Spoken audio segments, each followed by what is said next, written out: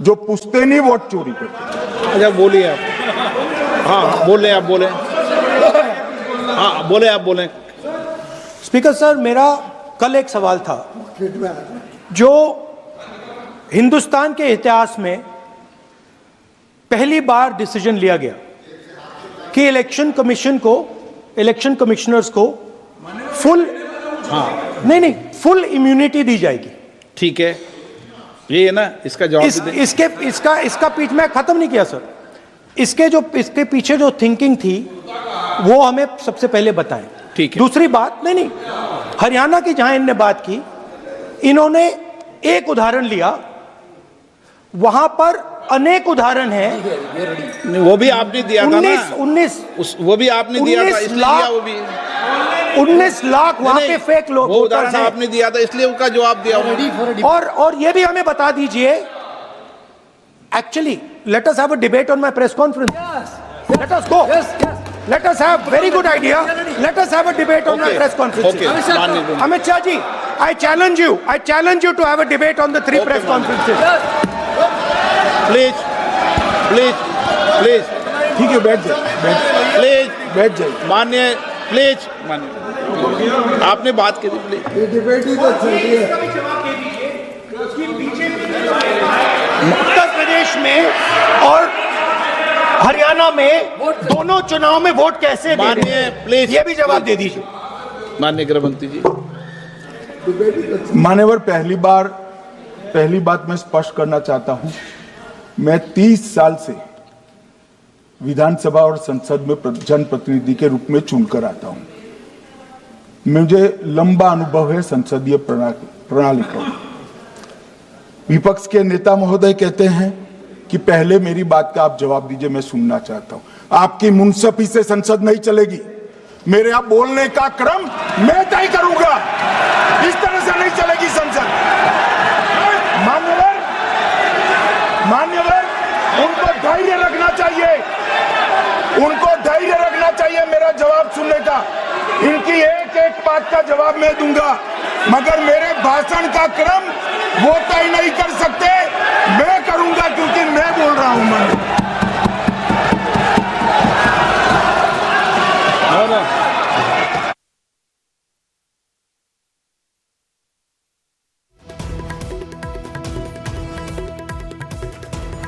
एक मिनट गृह मंत्री, क्या गलत बोला उन्होंने यही बोला, आपने जो बात उठाई है मुझे कब बोलना है मैं तय करूंगा, यही बोला ना।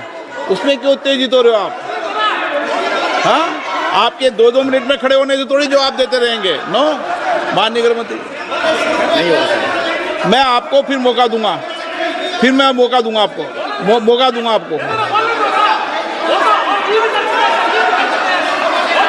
हाँ बोलिए, बोलिए सर।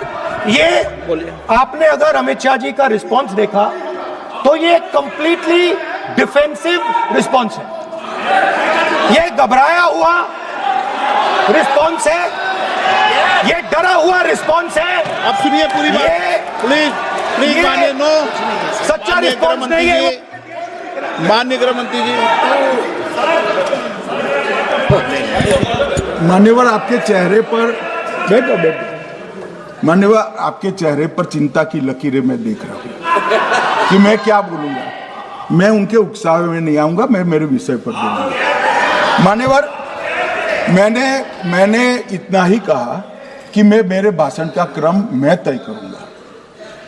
मेरे भाषण का पहले क्या बोलना, बाद में क्या बोलना, मैं तय करूंगा। और मैं मानता हूं कि हर एक वक्ता का ये अधिकार है, उनका भी है, मेरा भी है। कल वो बोल रहे तो हम ऐसा थोड़ी ना बोले आप झूठ क्यों बोल रहे हो, हम नहीं बोल सकते साहब। वो माननीय विपक्ष के नेता है, वो बोल सकते अपना भाषण। मान्यवर, और मैंने तो ये भी कहा, मेरा पूरा भाषण छूट कर कुछ बच जाता है तो आप पूछिएगा, मैं जवाब दूंगा। मगर अब धैर्य भी चाहिए और सुनना भी चाहिए, दोनों चीजें करनी पड़ती है। मान्यवर, वोट चोरी का कोहराम बचा है। मैं वोट चोरी किसको कहते हैं वो बताना चाहता हूं। वोट चोरी के 3 आयाम हैं।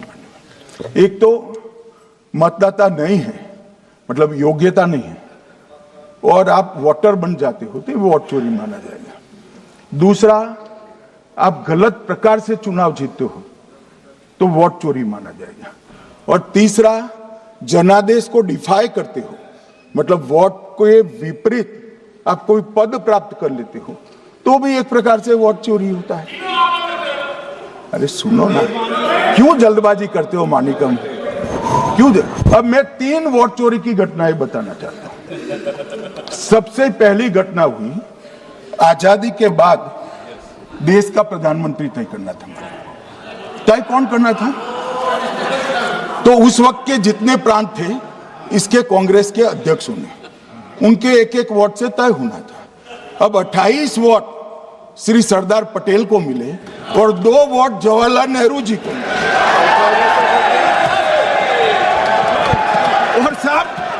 और साहब प्रधानमंत्री जवाहरलाल जी बने।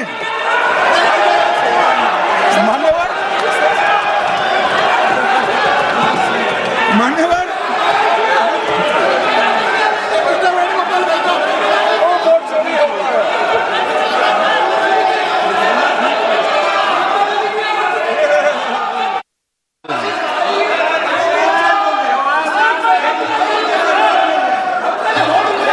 प्लीज, माननीय गृह मंत्री जी, माननीय गृह मंत्री जी, प्लीज।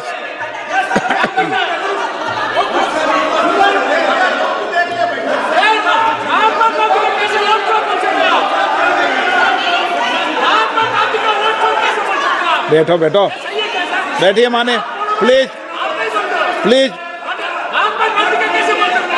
प्लीज।